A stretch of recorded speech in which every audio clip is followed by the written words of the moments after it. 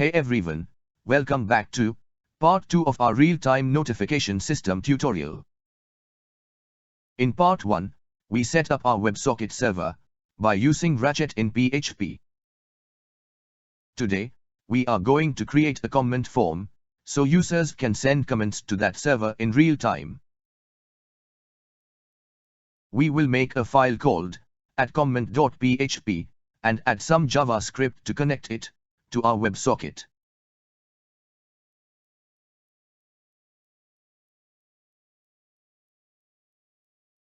Now we have started to create comment form under this file. Under this file, first we have paste this basic HTML code. And here, we have used Bootstrap 5 library for user interface. Now, let us add our form. So here, we have to type form tag with ID is equal to comment form.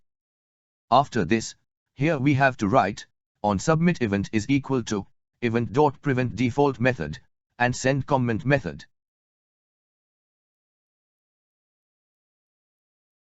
So when form submitted, then it calls a function called send comment while stopping the page from refreshing.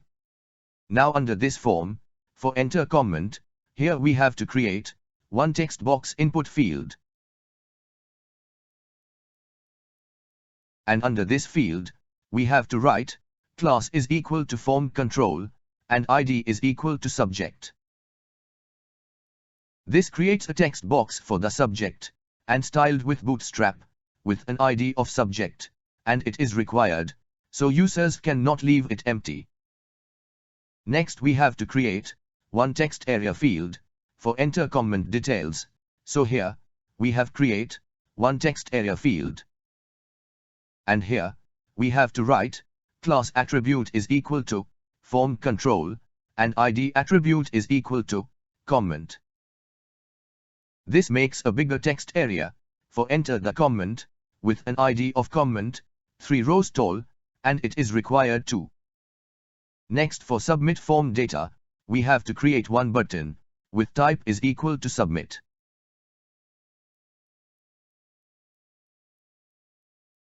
Under this, we have to write class attribute is equal to button and button primary class. So this adds a blue submit button that says post comment for submit form data. So here, our HTML code is ready. Now, let us add JavaScript to send the form data to our WebSocket server. Under the container division tag, we have TypeScript tag, and this tag will start our JavaScript section.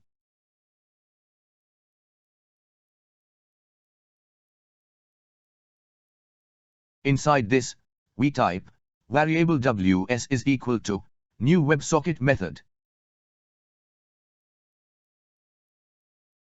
And under this, we have to write ws // localhost : 8080. This creates a variable called ws and connects it to our WebSocket server on port 8080 from part 1. Next create send comment function, and this function will be called when we have submit form. Inside this, we have type variable subject is equal to document.getElementById function with subject input field ID .value property. This gets whatever the user typed in the subject input text box and stores it in a variable called subject.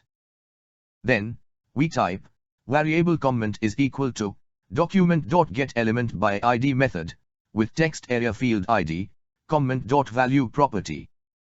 This gets the text from the comment text area and stores it in a variable called comment. Now, we type if statement, and under condition, we type subject variable and comment variable. This condition will checks if both subject and comment variable have values, then it will execute if block of code. Inside this, we have type variable data is equal to open and close bracket.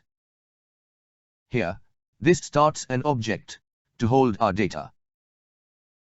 Then, we type key type, and in value, we type new comment. This adds a key called type, with the value new comment, so the server knows what we are sending. Next, we type subject as key, and subject variable as value. This adds the subject variable to our data object.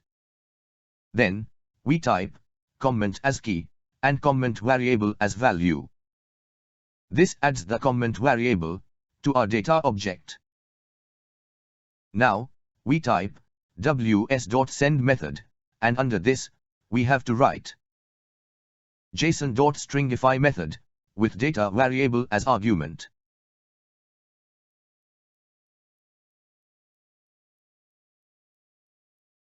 This turns our data object into a string, and sends it to the WebSocket server. Next, we type document.getElementById method, and under this, we have to write form id comment form, and after this, write reset method. This clears the form after sending, so it is ready for the next comment.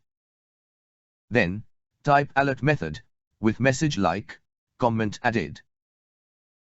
This shows a pop-up to tell the user that their comment was added. If condition false, then it will execute else block of code. And inside, we type alert method, with message like both fields are required. This shows a warning message if the user forgot to fill in both fields. Now we have saved this file, and here our form is ready with JavaScript for sending comment to WebSocket server. Let us test this out. So we have goes to command prompt, and here we have already under our working directory. So here we have run this PHP server.php file, so it will start WebSocket server. Now, we open at comment.php file in a browser. So here, comment form has been displayed on web page, and now, we have filled data in both field.